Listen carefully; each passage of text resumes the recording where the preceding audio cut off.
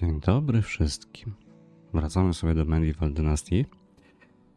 Moi drodzy, w poprzednim odcinku co się nam udało zrobić? Udało nam się zrobić domek. Także połowa sukcesu jest. Zniszczyć kilkadziesiąt narzędzi. Także myślę, że jest spoko. Dobra, kontynuujemy. Co my tutaj mamy w ogóle zrobić? Zastaw pułapkę. Pułapka na króliki. Drewniana włócznia. Kamienny nóż. Upoluj dzikie zwierzę. No dobra, czy drewnianą włócznię? Kłoda jedna jest potrzebna, a kamienny nóż to patyki i kamień. Dobra. To zaczniemy sobie, myślę, że od tego. Właśnie, że zetniemy pierwszą kłodę. I tak potrzebujemy patyki i kłodę do włóczni, więc już to będziemy mieć. Przygotujemy sobie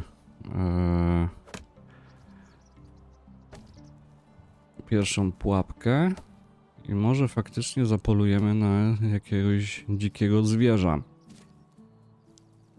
A przynajmniej na jakąś małą dziką zwierzynę. Bo na wilka czy na tego, jak się to nazywa? Na niedźwiedzia to się nie ma co liczyć, bo wiecie jak się to skończy. Technologia. Zdobyłeś wystarczającą liczbę punktów technologii, aby odblokować warsztat. Im więcej przedmiotów wyprodukujesz, tym szybciej uzyskasz dostęp do budynków, umożliwiających tworzenie lepszych i trwalszych narzędzi. Czyli co, w warsztacie będę mógł robić już coś lepszego? Dobrze rozumiem? Aha, kamienie potrzebuję w ogóle. Dobra, tutaj mamy kamień jeden. Patyk plus kamień. Patyk się zawsze przyda. Na pewno myślę, że magazyn by trzeba było chyba zrobić. Tak mi się coś wydaje. Dobra. Co my tu mamy? Kamienny sierp. Kamienny kilof. Dobra. To jeszcze do tego dojdziemy na pewno. Na razie zróbmy wszystko, o co nas proszą. I co tu jeszcze? Meble, dekoracje, rękodzieła? Gdzie będzie pułapka na królika? Przetrwanie? Nie. Chwila, moment. Tutaj pułapki. Na króliki. Gdzie by tą pułapkę na królika położyć? Nie wiem, można spróbować tutaj może pod drzewkiem. Limit pułapek. Aha, jedną pułapkę można tylko i wyłącznie mieć. No dobrze. Niech tak będzie. Pamiętam, że chyba przy wiosce były jagody, jeżyny. Coś było tutaj do jedzenia. A, w ogóle. Porozmawiaj. Mamy porozmawiać. Historia u niegosta. Okej, jagody. No właśnie. Coś czuję, że nasza pierwsza zima to się będzie ograniczała głównie gdzieś tam do jedzenia jagód, niestety. Ale wiecie, zawsze lepsze to niż przymusowa głodówka. Dobra, idźmy do tej żony u niegosta, bo od niej coś mieliśmy wziąć. Dzień dobry, jak mogę ci pomóc? Cześć, to ty jesteś Dobroniegą? Dobroniega, prawda? Miło cię poznać, jestem Racimir. Zgadza się, ciebie też miło poznać, Racimir. Co cię do mnie sprowadza? Niegost powiedział, że możesz mnie nakarmić. Nie jadłem godnego posiłku od tygodnia. Głód, pragnienie i uniegost.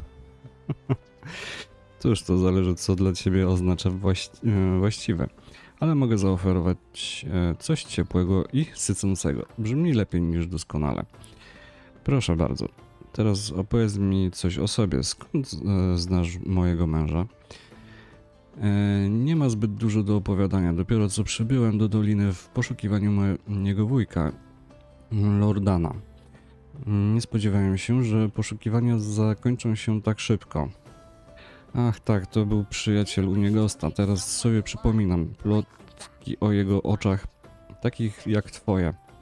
Przykro mi z powodu twojej straty. Nie martw się, nawet go nie pamiętam. Wszystko, co o nim wiem, usłyszałem od matki. Zawsze podziwiała swojego starszego brata. Kochała go na zabój, nawet kiedy przestał ich odwiedzać. Wiele osób go uwielbiało. Z tego, co słyszałam, było w nim coś wyjątkowego.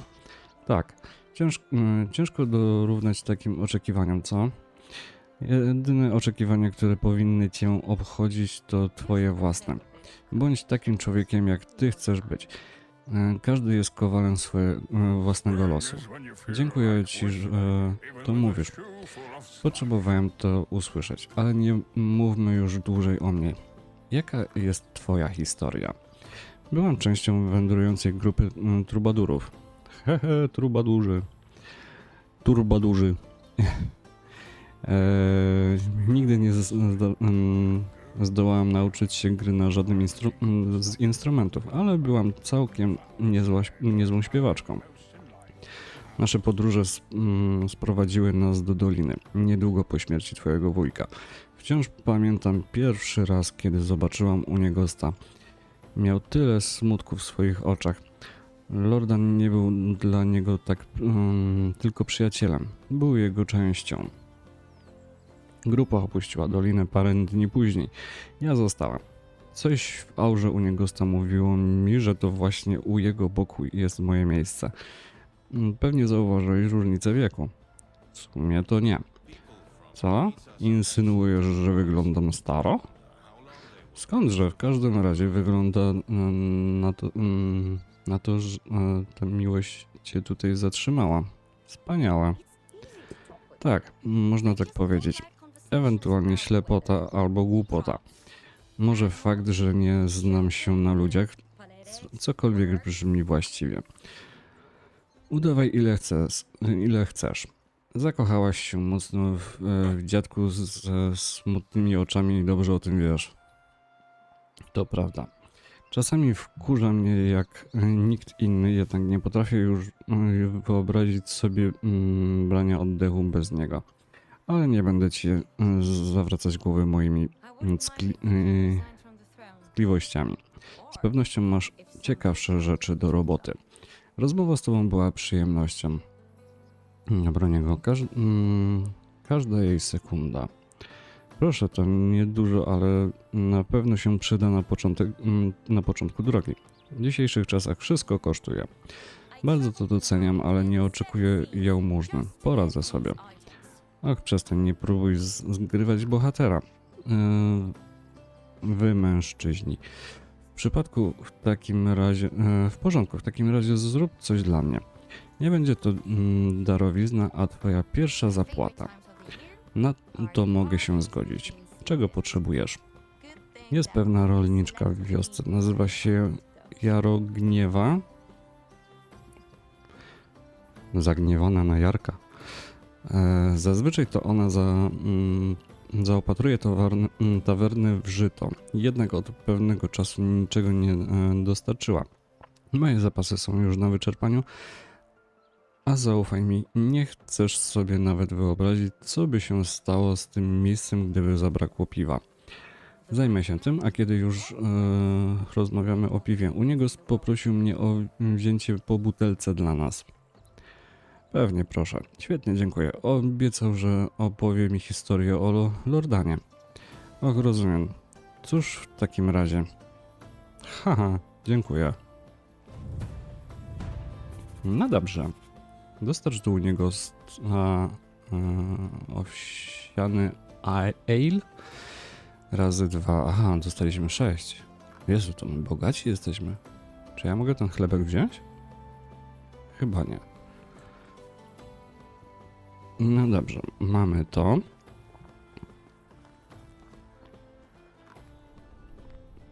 A, tutaj będziemy mogli werbować. No dobrze. To się tym w odpowiednim czasie zajmiemy. A na razie lećmy w takim razie do Uniegosta i załatwmy tą sprawę. A co ty tak w domu sam siedzisz, chłopie? Wyjdź na pole. Tyle do roboty, a ten stoi. Racimir, cześć Uniegoście. Właśnie patrzysz na dumnego posiadacza domu w dolinie, a do tego przychodzę dzierżąc piwa. Zaiste dobrze wykonana robota.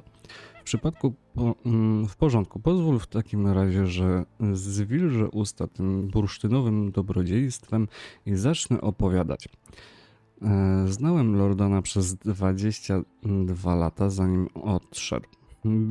Był moim najlepszym i najprawdziwszym przyjacielem. Bratem w zasadzie. Pamiętam dzień, w którym się poznaliśmy, jakby to było wczoraj.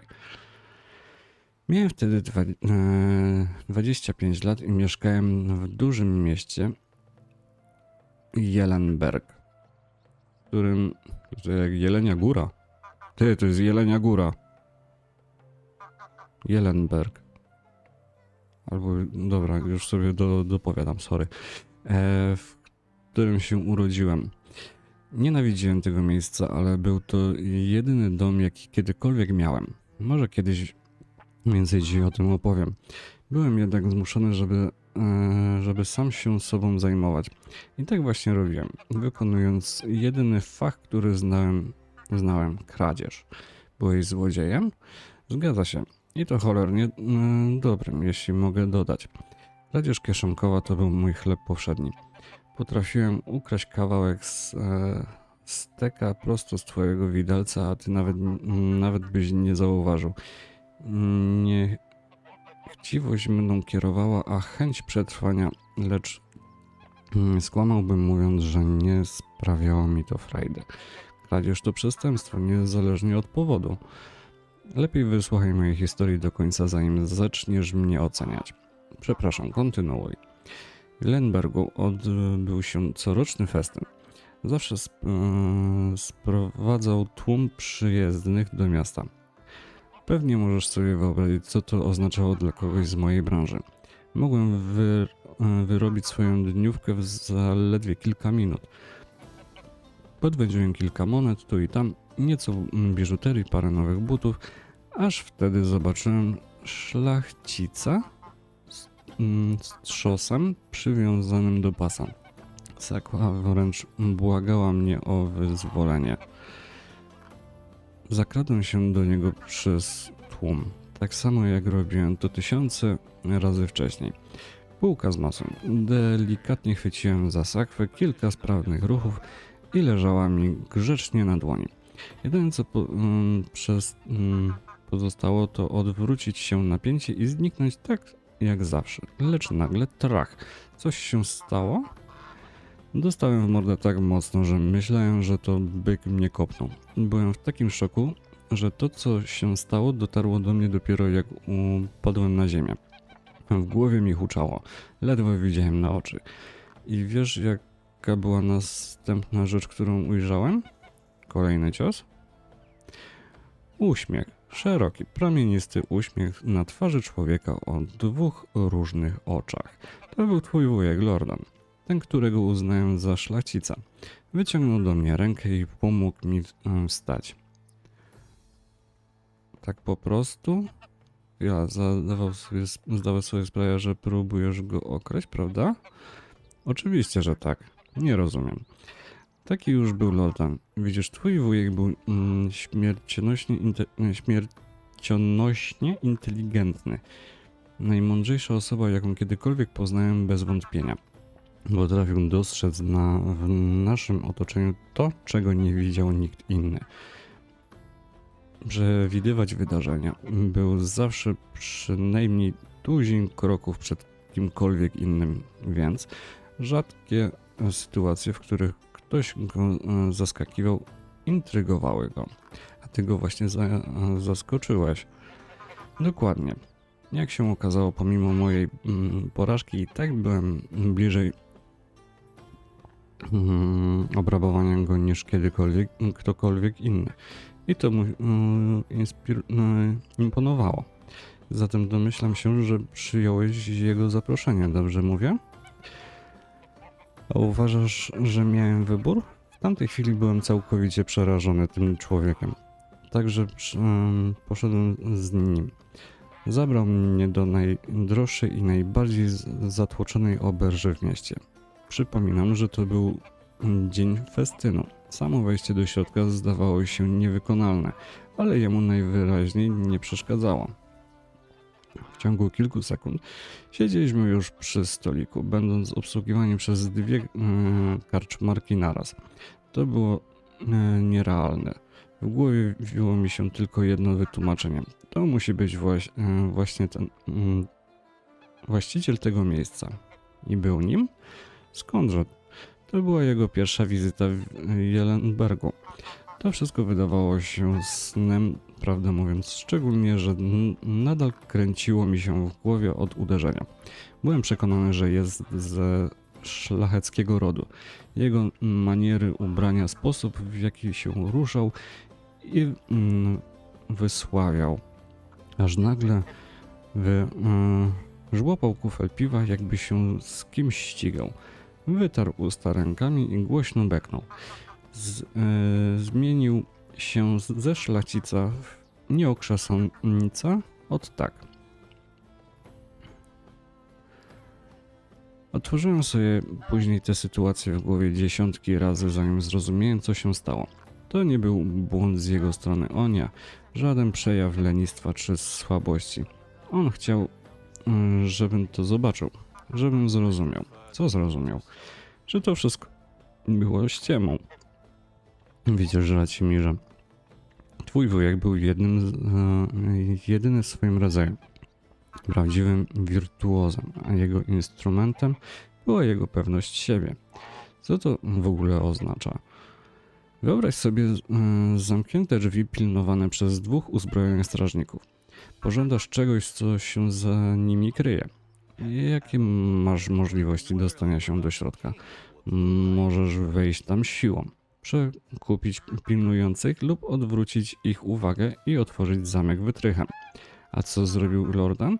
Po prostu idzie z podniesioną wysoko głową i żąda, by otworzono przed nim drzwi. Masz rację, to wszystko brzmi nierealnie, nigdy tego nie wiedziałem o moim wuju. Historie mojej matki były zgoła odmienne. Były, ponieważ obawiam się, że znała ona zupełnie innego Lordana niż ja. Niż ktokolwiek w bandzie. Czekaj, banda? Och, drogi Racimirze, jeszcze tyle rzeczy nie wiesz. Nasza historia się tak naprawdę dopiero zaczęła, ale robi się późno. No dalej, nie możesz teraz skończyć. W porządku. Powiem ci coś jeszcze. Kiedy wypiliśmy po tym piwie, to wypiliśmy jeszcze po kilka. Potem na stole pojawił się miód pitny. Jeśli dobrze pamiętam, rozmawialiśmy o swojej przyszłości, o swoich marzeniach i przekonaniach. Zaczęliśmy tworzyć jakieś pijackie, absurdalne plany na przyszłość. Cały czas byłem przekonany, że sobie tylko żartujemy. Następną rzeczą, jaką pamiętam, była pobudka w jedwabnej pościeli. Zgaduję, że nie była twoja. Żartujesz? Pierwszy raz w ogóle dotknąłem takiego materiału. Sufit w komnacie był tak wysoko, że spokojnie zmieściłby się w niej olbrzym. Myślałem, że śnie. Potem wyszli służący. Byłem gotowy do ucieczki, ale zamiast ze mną walczyć, poczęstowali mnie śniadaniem. Naprawdę? Jak to? Coś, to wszystko było sprawką Lordana. Nigdy się nie dowiedziałem, jak do tego w końcu doszło. Jak tylko pytałem, to buchał gromkim śmiechem. Nawet po latach, w każdym razie, tamtego dnia opuściłem Jelenberg. Razem z nim. Pierwszy raz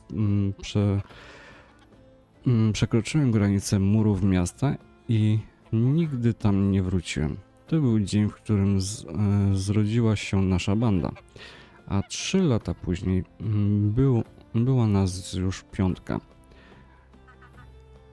Prawdziwy zespół. Rodzina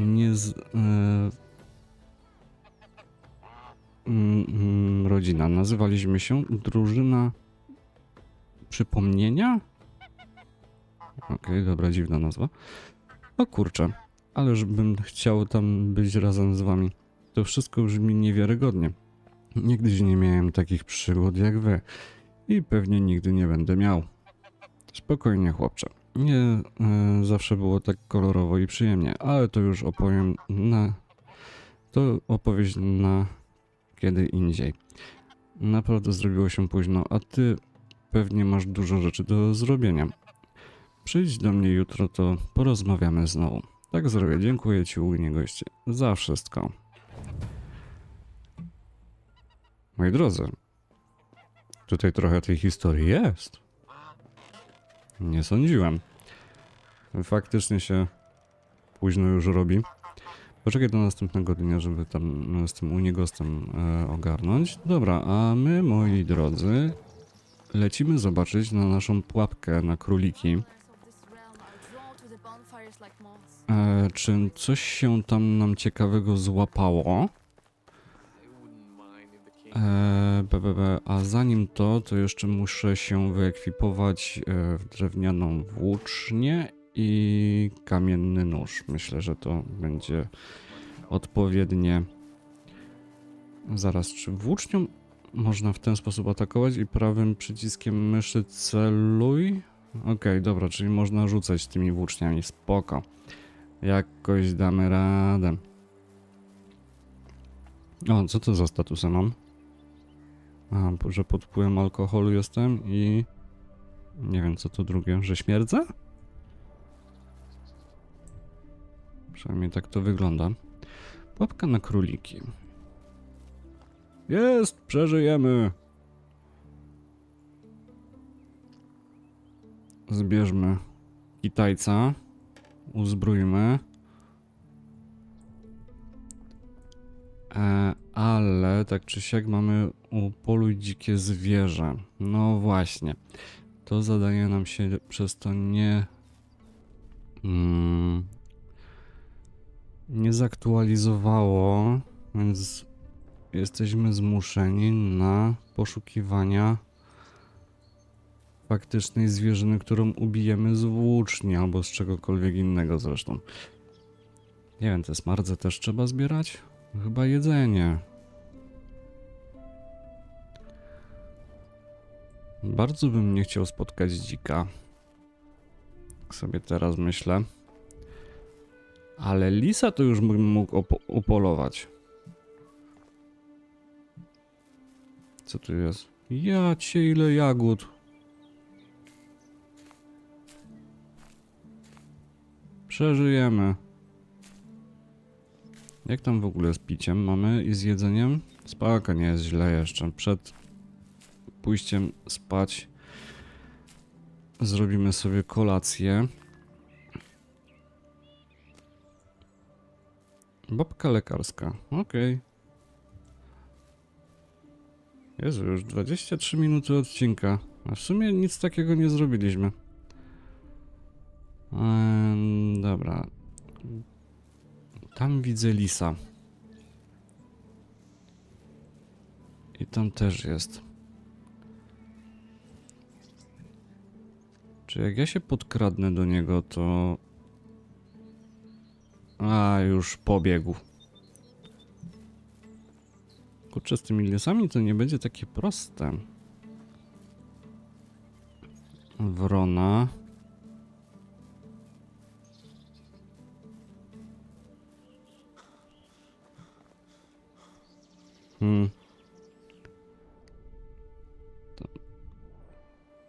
tu jesteś, mój drogi lisku chytrusku.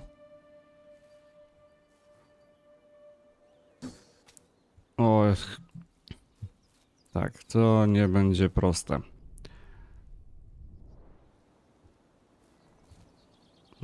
Patyk. A gdzie jest nasza włócznia? Halo? Tu jest. Patyk. Weź. No i czemu to się nam nie wyekwipowało na nowo? Dobra, nieważne. Może chociaż tego bursuka się uda trafić. O nie. Dzik na pewno nie. Nie chcę mieć nic wspólnego z dzikami. Przynajmniej dopóki nie będę miał łuku. W ogóle. W ogóle. Czy ja mogę zrobić łuk tak po prostu, czy to będę musiał w jakimś... na jakimś stole warsztatowym zrobić, czy coś? Ale nie widzę. Kurczę, no chociaż tego borsuka chciałbym upolować.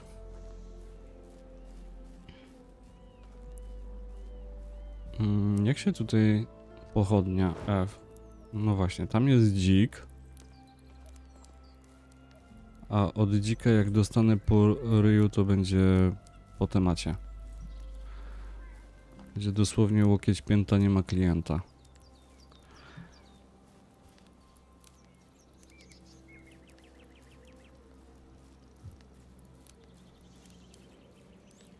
Chyba, że... Wiecie co? Może byśmy sobie zaczęli budować warsztat.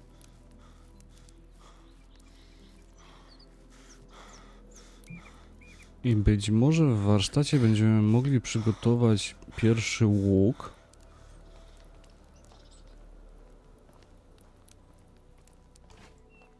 Królik. O, aha.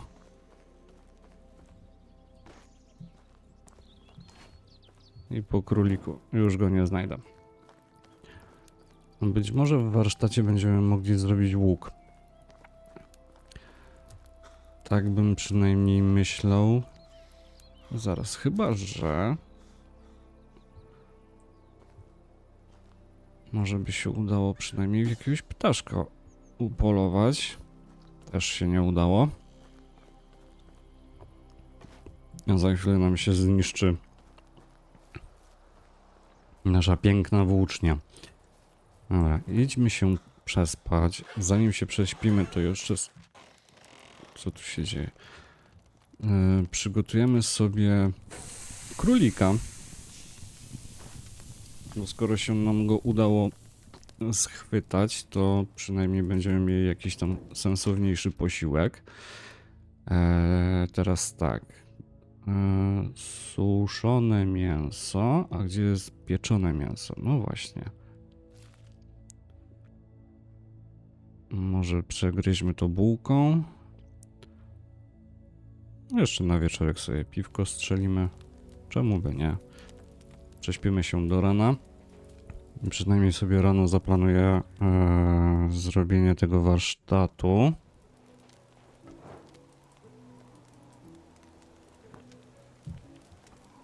Sorry. Łyczek kawusi musiał być.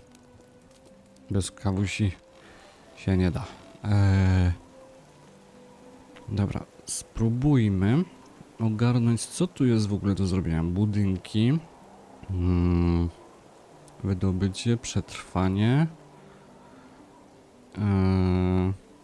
Rodzaj budynku myśliwskiego. Pracowni zatrudnieni tutaj dostarczać będą surowce zgromadzone z polowań. Suszarni jest tu warsztatowy. Chwila, moment. Magazyn zasobów. Wydobycie. Tu jest studnia. To nas to w ogóle nie interesuje chyba na razie. Produkcja.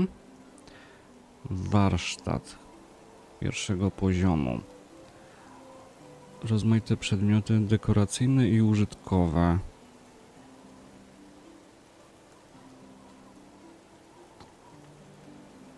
Wiecie co? Ja chyba zrobię chatę myśliwską. No nie wiem czemu, ale coś mi się kojarzy, że łuki chyba nie można robić tak po prostu w warsztacie. Nie wiem czemu, ale mam takie przedziwne wrażenie.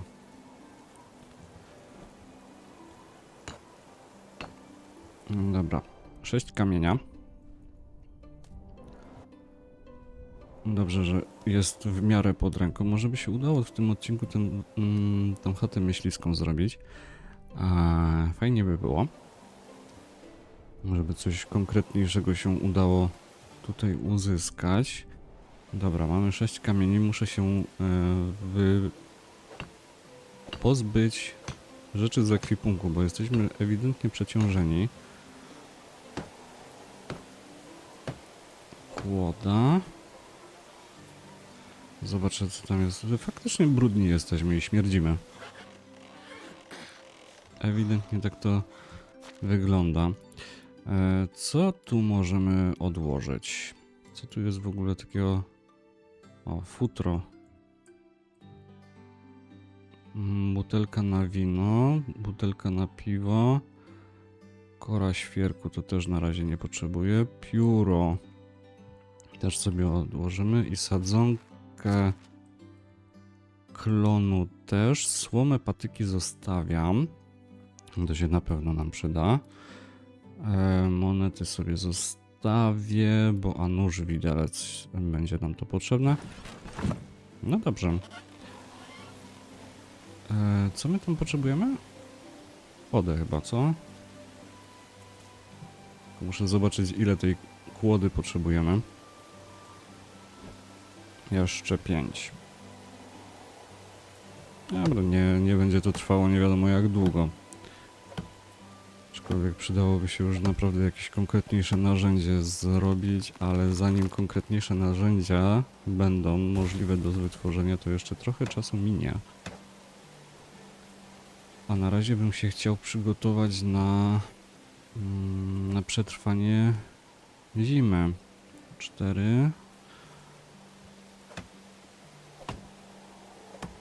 Więc chciałbym przynajmniej ten łuk wytworzyć, żeby móc zacząć coś bardziej myśleć o polowaniu. Bez tego to niestety, ale sobie nie poradzimy. Wiem, że tutaj można jeszcze rolnictwo, jakieś pole uprawne zrobić, ale to myślę, że to jeszcze nie czas na to. Wezmę to jeszcze? Wezmę. Chyba że wiecie coś, o czym ja nie wiem. Się możecie podzielić w komentarzu i czy powinienem się skupiać na rolnictwie, czy na polowaniach, żeby przetrwać tą pierwszą zimę. Będę bardzo dźwięczny.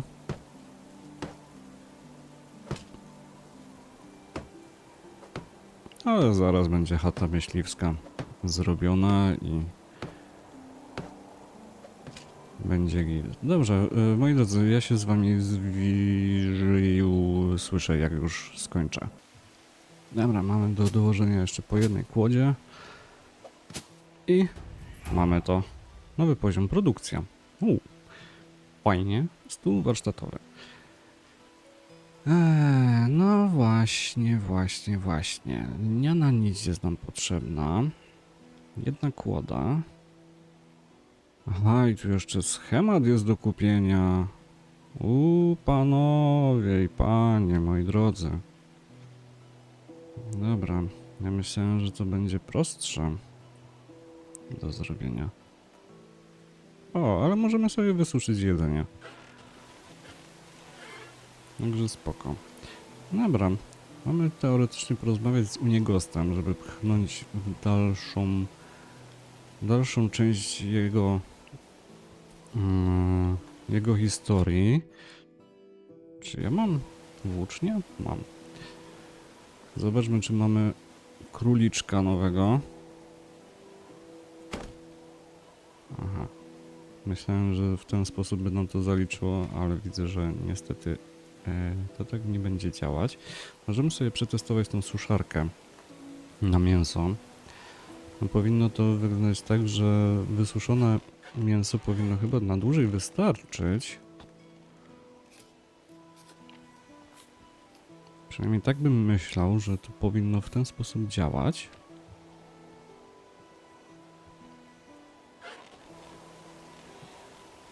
Dobrze. I spróbujmy sobie może coś faktycznie jeszcze jedno podejście zrobić do polowania. No, przyznam, że chciałbym to skończyć.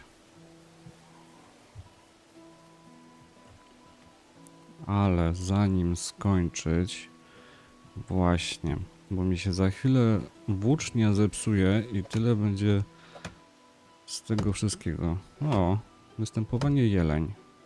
Jelenie, jejenie tu są. Nawet jednego widzę. Co będzie groźniejsze? Jeleń czy dzik?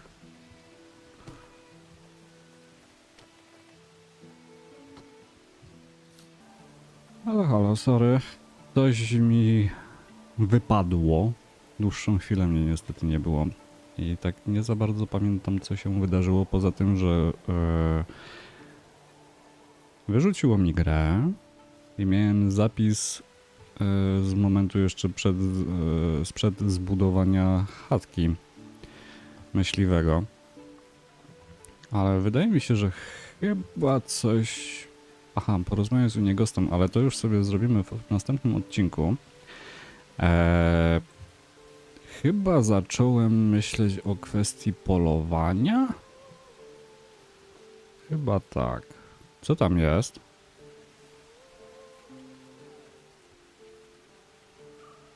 Spróbujmy to upolować. Aha. Dobrze idzie. Chodź tu, patyku mój. Kurcze blaszka. Jakie polowanie jest trudne. Być może łukiem będzie prościej. Za chwilę się nam skończy... Czekajcie, którą porę roku mamy? Wiosnę. Wiosnę mamy na horyzoncie, która się niestety za chwilę skończy i tyle z tego będzie. Kurczę, no chciałbym przynajmniej jedną rzecz upolować. Jeleń. Może spróbujmy tego jelenia przynajmniej, co? To jest większe. Więc może by się udało chociaż tego jelenia upolować. Aha. Wiem, że to jest kwestia opadania. Tylko wiecie, trzeba wyczaić w którym momencie jak to opada, bo to nie jest, kurczę, blaszka proste. Jeszcze tutaj tak spadło. Dobra. Bo rozumiem, że ta jedna włócznia się nam zniszczyła, prawda? Tak. Dobra. Musimy coś znaleźć. Musimy się pożywić. A, widzicie, ja w sumie to mięso chciałem sobie wysuszyć. Czy my mamy jakieś piciu? Nie mamy. Ryś. Czy ryś będzie bardzo agresywny? Sprawdźmy to. O ile go gdzieś znajdę. Co nie jest pewne. Nie, tam jest wilk. To ewidentnie nie jest ryś. Ja chcę rysia. Ryszardzie, gdzie jesteś? Nope. Nie ma szans. Jeszcze się zastanawiam, czy nie zrobić sobie jednej włóczni. No, tak coś czuję, że jedna nam nie wystarczy. No właśnie. Jastrząb tutaj może być. Aczkolwiek jastrzębie to mnie średnio interesują, dopóki nie będziemy mieli łuku.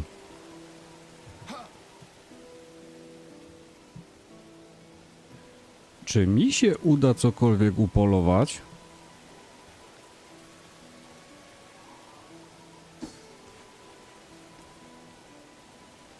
No mam wrażenie, że nie.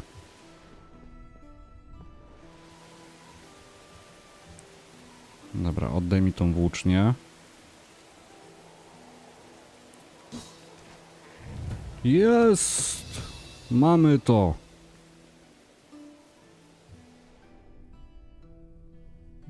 Chwała. Dobra, mamy to. Oskurujmy sobie pierwszego jelona. I zobaczymy, ile z tego będziemy mieć. 10 mięsa, 4 skóry. Kurczę, uratowani jesteśmy. Teraz bym sobie chciał wrócić do domu, dać na suszarkę mięso i przeżyjemy. Wydaje mi się, że chyba faktycznie suszone mięso powinno dłużej wytrzymać niż pieczone. Tylko podejrzewam, że znowu pieczone może więcej dawać sytości. Ale dobra, niech tak będzie. Przetrwaj sezon. No tak akurat będzie, że się skończy nam wiosna, zacznie się lato, więc będziemy mieli wszystko załatwione w takim razie. Wytwórzmy, stwórz więcej. No od razu sobie zrobimy całe 11. O Jezu, cała minuta będzie to trwała. Dobrze, moi drodzy. Ja wam bardzo dziękuję za dzisiejszy odcinek. Zachęcam do zostawienia łapki w górę, subskrypcji oraz komentarza dla zasięgu. No ja też bym się chętnie napił. I słyszymy się w następnym odcinku. Trzymajcie się, do zobaczyska. Pa, pa.